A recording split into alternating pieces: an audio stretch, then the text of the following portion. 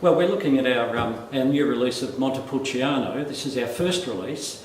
I think what's interesting is they're not like the usual Australian Shiraz or Cabernet in that they're more medium-bodied and they're really savoury rather than being rich and juicy. So it gives us a great alternative for a red wine style here in Australia, and particularly with a lot of the Mediterranean, Italian foods that we're dealing with now too. So this is grown over at our Heathcote vineyard in central Victoria. The vines are about 7 years old, and we've made a few beforehand, but we haven't really thought that the quality has been sufficient enough. But in 2009 it really came up very well.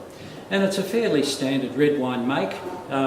It spent 17 months in old oak barrels before being released. So the wine shows really good, strong, vibrant colour, as you would expect from a young red wine.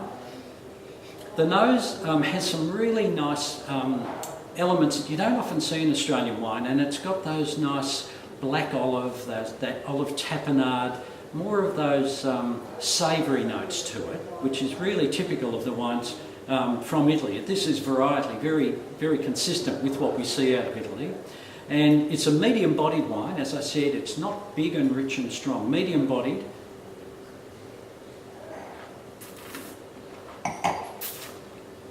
And those savoury elements come through on the palate.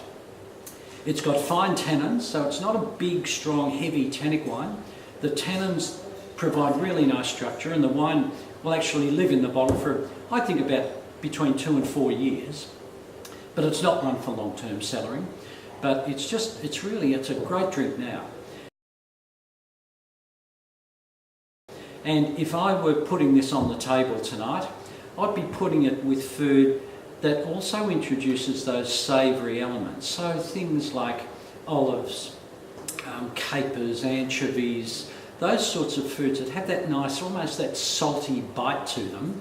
This would work really beautifully because of these really intense savoury characters. So pizza or pasta that involves those savoury elements would be an absolute cracker with this wine style.